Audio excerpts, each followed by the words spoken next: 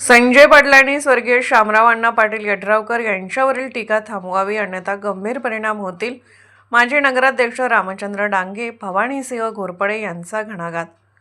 दत्तवाड जिल्हा परिषद मतदारसंघातील पराभव पचनी न पडल्याने स्वर्गीय शामराव अण्णा पाटील यड्रावकर यांच्यावर खालच्या पातळीवर जाऊन टीका करणाऱ्यांचा आम्ही जाहीर निषेध करतो.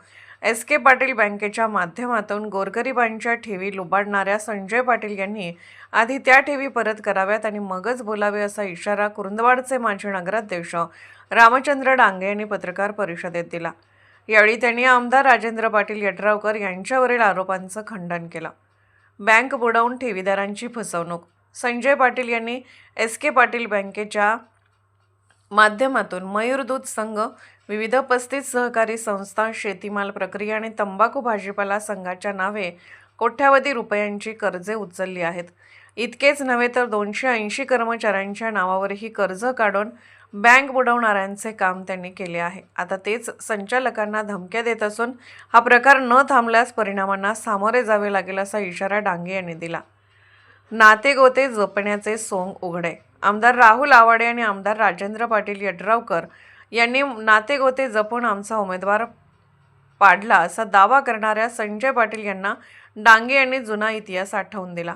कुरुंदवाड पालिकेच्या निवडणुकीत भाजपचा उमेदवार उभा करून स्वतःच्या भावजया काँग्रेस उमेदवार निवडून आणण्यासाठी प्रयत्न करणारे संजय पाटील आज कोणत्या तोंडाने नातेगोते जपण्याचा गप्पा मारतात असा सवाल त्यांनी उपस्थित केला.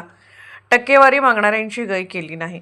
काँग्रेसचे शहराध्यक्ष विजय पाटील आणि त्यांच्या नगरसेवकांनी विकास कामात टक्केवारी मागितली होती, मात्र आम्ही विकासाला प्राधान्य देतो, टक्केवारीला नाही असे ठणकावून सांगत आमदार यड्रावकरांनी त्यांना पिटाळून लावले होते असा खळबळजनक खुलासा डांगे यांनी यावेळी केला. भवानीसिंह घोरपडे यांचा सबुरीचा सल्ला.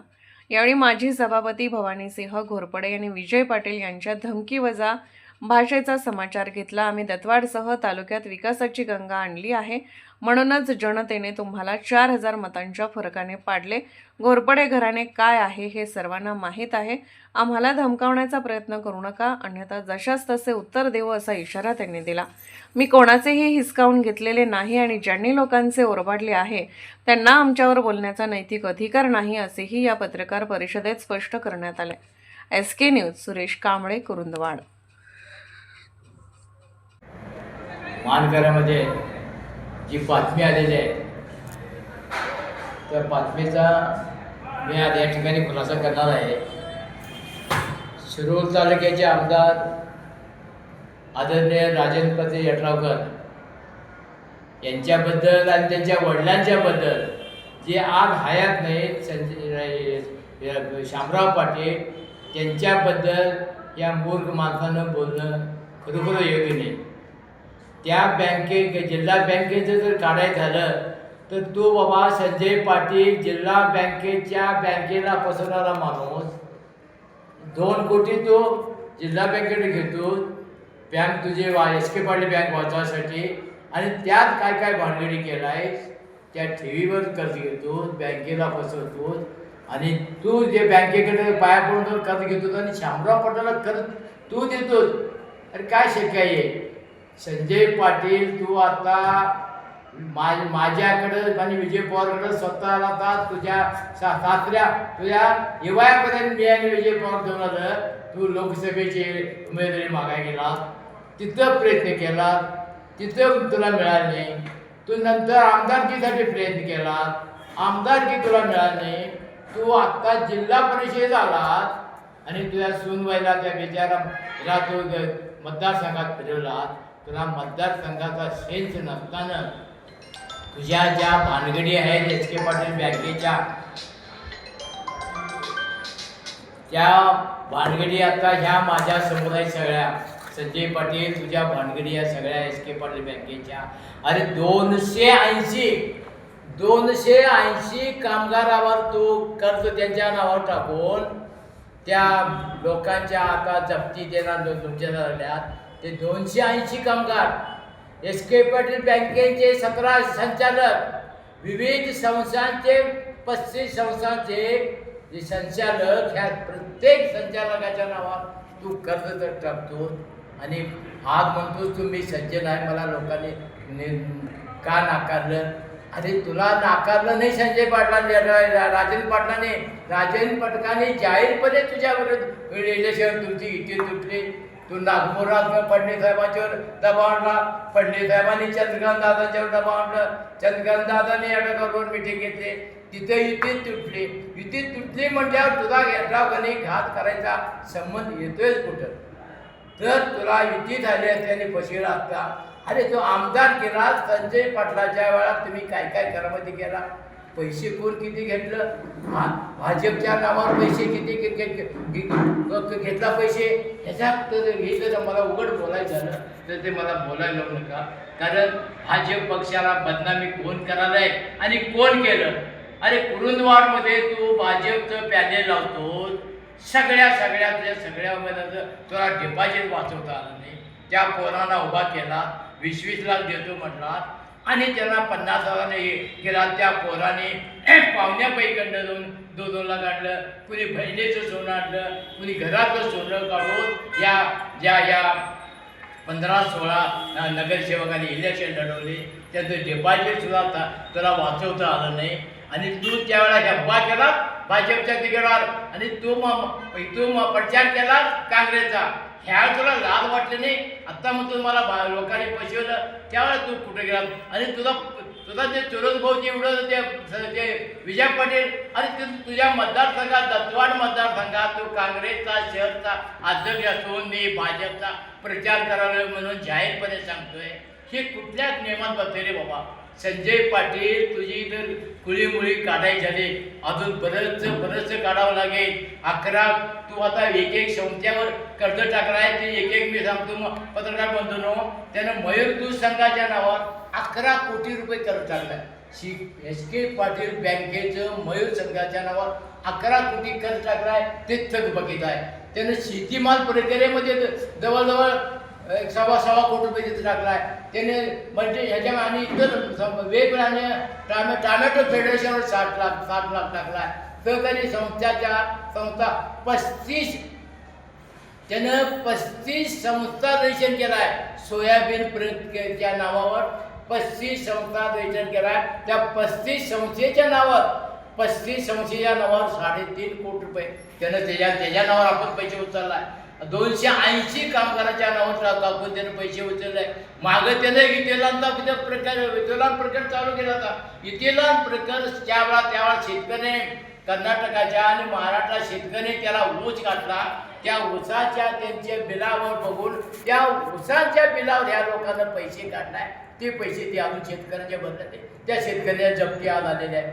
अरे तू काय काय करायला बाबा तू? आणि त्याशिवाय 21 कोटी 50 लाख हे तुझ्या संस्थेवर कर्ज आहे. आणि आज संचालक माझ्यासारखा जवळजवळ 70-75 वर्षे झाल्या 2 महिला संचालक आहेत. त्या महिला संचालक आता हबकी खाऊन मारायच्या पाळल्या. 2 संचालक तुझे SK पाटील बँकेचे हबकी खाऊन मेले. बंडा नायकवडे सारखा पैलवान माणूस सुद्धा घरावर बोजा नोंद झाल्याबरोबर तो महिन्याभरात तो हप्ती खाऊन मेला. मग आज अर्जुनाचा पाटील मेलं, शिरोचा पाटील मारला. आणि सगळं तू हे जे तुला ते बाजीराव अप्पा हे तुझ्या पाहुण्यापैकी बँक 50 लाख आणला. तुझ्या बापाने तू जाऊन घेतला. तिथं काय भानगडी केला, तिथं किती कमिशन दिला त्या चेअरमनला. आणि हे करत असताना त्या बँकेचं तिथल्या खासदारने फक्त तुला 35 कोटीवर मिटवायचं होतं. तिथं मिटवतो म्हणून शब्द दिला, ते अजून मिटलं नाही. ग्राहक न्यायालयामध्ये आम्ही संचालक हेलपाट मागतोय आणि तो आपलं नाव म्हणतो त्यानं कमी केलं आहे. आणि तो आज एक सोजिवळ म्हणजे एक धर्मात्मासारखा वाजतो. तू तुला मागच्या मी जाहीरपणे तुझ्या ठिकाणी होतो तू मल्ल्या आहेस म्हणून. तू मल्ल्याच्या पेक्षा वाईट माणूस आहे. आणि तू कार्य म्हणून तू कुठल्या नेत्यानं कुठल्या ताकदीनं आणि कुठल्या कामाच्या स्वरूपात तू येऊन मध्यमागे ह्या तालुक्यात देतो. काय तू खासदार केला पडलात मागं पडलात प्रत्येक संस्थेत तू पडत येतो. आणि आता त्या कारण असं त्या सूनबाईला उभा करून तू तालुक्याच्या राजकारणात यायला बघतात. आम्ही नाही पाडलो, जरा पाडलं याला पण नाही पाडलं. तुला पाडल्या तुमच्याच लोकांनी पाडल्या. त्या मतदारसंघातल्या प्रत्येक गावची मताची बेरीज संख्या बघ. त्यामुळे तो 5,000 5,500 मतं घेतो, 4,000 मतानं पडतो उमेदवारापेक्षा. तर काय माझं नाव भवानी सिंग उर्फ बहिरजी मालोजीराव घोरपडे, दत्तवाड गावचा मी एक शेतकरी आहे. 7/12 व आधार कार्डवर दत्तवाड ह्या गावचं माझं ह्याच्यावर नाव आहे. होऊ घातलेल्या जिल्हा परिषद व तालुका पंचायत इलेक्शन निमित्त अनेक आरोप प्रत्यारोप या तालुक्यात झाले. इलेक्शन झालं, त्याचे निकाल लागले. दत्तवाड जिल्हा परिषद मतदारसंघात शिट्टी ह्या चिन्हावर राजर्षी शाहू महाराजांच्या नावावर आघाडी सन्माननीय आमदार राजेंद्र पाटील साहेबांनी उभा केली व त्या आघाडीत भरघोस यश आले. 2 नंबरला आय काँग्रेस व शेतकरी संघटनेचे उमेदवार राहिले आणि 3 नंबरला सन्माननीय भाजप ह्या पक्षाचे उमेदवार राहिले. ही इलेक्शन खेळीमेळीत व्हावं, निकाल लागला, विषय संपला. पण या निकालाच्या परिणामाचा जो उधळापट करायला लागलेला आहे, त्याची वल्गना करायला लागलेत काही लोक, हे अत्यंत चुकीचे आहे. ह्या इलेक्शनच्या निकालातून जिल्ह्याचे ज्येष्ठ नेते स्वर्गीय ऑनरेबल शामराव पाटील यड्रावकर साहेब यांच्या नावाचा मानहानीकारक काही व्यक्तींनी उल्लेख केला ह्या निकालावरून, तर त्या वक्तव्याचा मी जाहीर निषेध करतो. शामराव नाईक माझे पालक आहेत, माझे वडील वारलेले त्यावेळी शिवाजीराव देशमुख माजी प्रांताध्यक्ष महाराष्ट्राचे आय काँग्रेसचे आणि सन्माननीय शामरावांना मला घरी भेटायला आले. त्यांनी माझी जबाबदारी घेतली आणि सामाजिक रचनेत आणली आणि त्या कुटुंबाचा आमचा घरोबा आहे आणि तोच घरोबा राजेंद्र पाटील, सन्माननीय स्वरूपाताई पाटील, सन्माननीय संजयदादा यड्रावकर साहेब यांनी जपलेला आहे आणि त्यांच्यावर रागावण्याचा आणि हट्ट करण्याचा मला पूर्ण अधिकार आहे.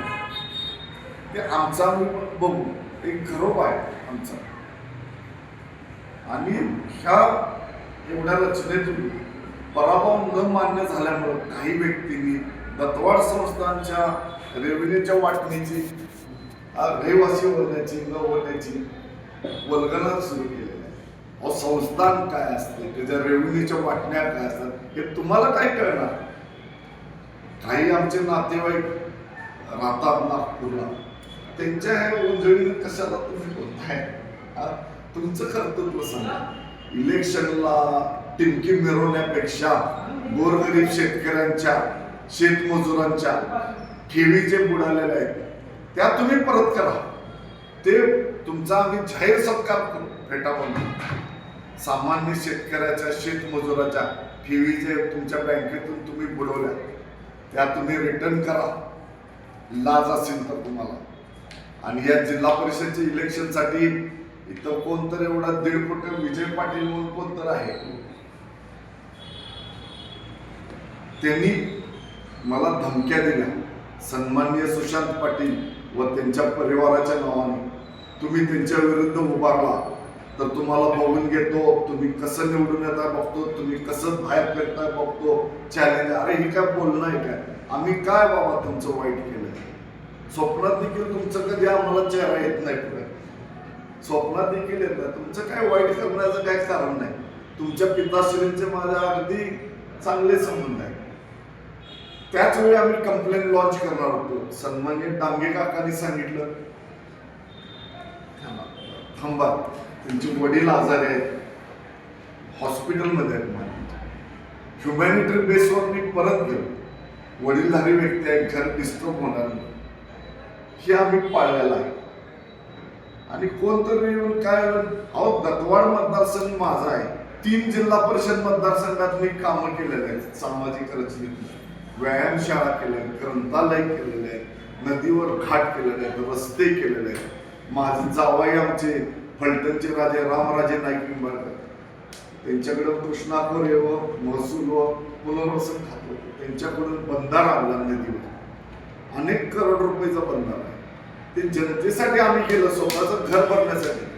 आमचे दुसरे जावई महाराष्ट्राचे मुख्यमंत्री पृथ्वीराज चव्हाण, प्रधानमंत्री कार्यालयाला त्यांच्यामार्फत 16 देवस्थानांना देवाच्या दत्त महाराजांच्या कृपेनं संधी मिळाली क वर्ग घोषित करण्याची. त्यातून करोडो रुपये निधी देऊन भाविकांची सुविधेसाठी अगदी सुलभता झालेली.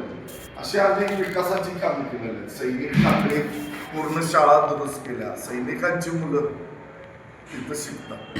सैनिक बॉर्डरवर आहेत, त्यांना आपल्या घरची काळजी न राहण्यासाठी तिथं सैनिकांच्या मुलांच्या शाळा, हायस्कूल असेल, छत्रपती शिवाजी हायस्कूल असेल, कन्या शाळा असेल, कुमार शाळा असेल, पूर्ण 5 स्टार केलेलं. बघून यावं त्यांनी, जाऊन त्यांनी बघून यावं. त्यांच्या काय डोळ्यावर काय कुकुड कोंबड्यानं खाण केल्या का काय, हा दिसत नाही त्यांना विकास आम्ही केलेला. अनेक देवस्थानांचं सुसज्ज केलेलं आहे काम. तरुणांसाठी व्यायामशाळा केलेल्या आहे. आर्मीत भरती होण्यासाठी सदृढ शरीर त्यासाठी व्यायामशाळा केलेल्या आहे, ग्रंथालय केलेलं आहे.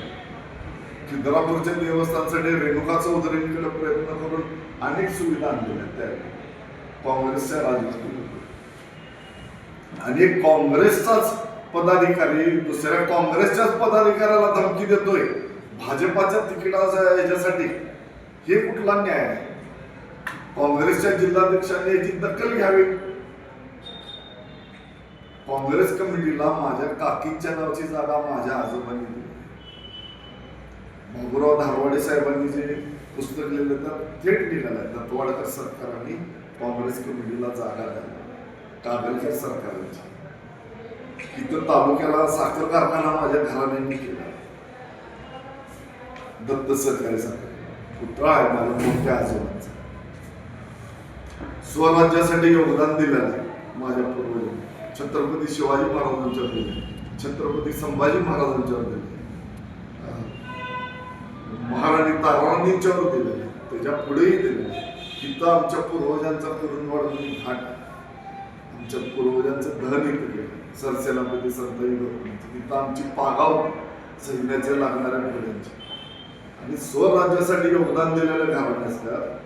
तालुक्याला साखर कारखान्याच्या घराण्याला उभा केला. अशा घराण्याला तुम्ही धमकी देत आहे काय तुमच्या शुल्लक जिल्हा परिषद पदासाठी? त्या बाबतीत मला काही राग नाही. जनतेनं हे योग्य चोख उत्तर दिलेलं आहे. आणि त्यांना सोडून जे उमेदवार होते ते सगळे माझ्या घरचे उमेदवार आहेत. त्यांना मी विरोध केलेलाही मान्य आणि निवडून आणलेलाही कुणाला त्यांना मान्य. ते सगळे उमेदवार माझ्या घरचे आहेत, माझ्या अंगणातले आहेत. ते आणि आम्ही बघू. तुम्ही आपलं याला कधी तर ते मावटं उठल्यासारखं येऊन तत्वार मतदारसंघात उभा काम करा. एखादं सिमेंटचं पोटकाने भोग पडून फिरवा. सिमेंट वततच या, म्हणजे काहीतरी तुम्ही सामाजिक काम केलं असेल. आणि सगळ्यात पहिला गोरगरिबाच्या पोटातली खळगी जी तुम्ही वरबडून अय्याशीत करताय त्या ठेवी तुम्ही परत करा. आणि हे वक्तव्य केल्यावर तुम्ही आम्हाला काय मारून टाकणार आहे का? काय करणार आहे? लोकशाही इथे गेलं. आम्ही काय तुमचं वाकडे केलेलं नाही. तुम्ही आमच्या संस्थांच्या वाटणीच्या याच्यावर बोलायला लागलाय. कुठनंही कोण. माझा जन्म दत्तवाडमध्ये राहिलेला आहे. दत्तवाड संस्थांचा मी वारस आहे. सुप्रीम कोर्टच्या वाटणीचा निकाल तुम्ही बघावा आणि आमच्या मालमत्तेचा आमच्या ह्याचं बघावं. आमच्या बहिणीला विचारावं धुळ्याला तुमच्या मालमत्तेवर काय मी जगतोय काय बघावं. आम्ही काय असं चोऱ्या केलेल्या नाहीत हो. घामाने शेती करून जगतोय. 2 घास खातोय ते कष्टाचे घामाचे खातोय. हरामचं खात नाही.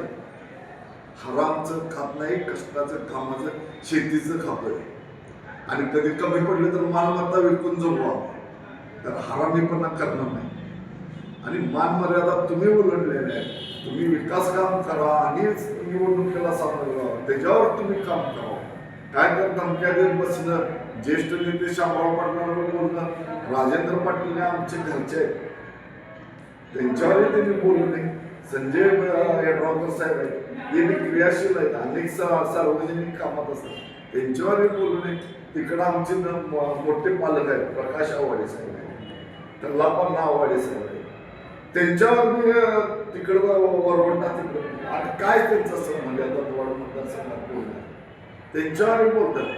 मी कोणाचं नाव घेत नाही, पण ज्यांनी बोललं त्यांनी आपली मान मर्यादा राखावी, आपली पात्रता तपासून बघावी.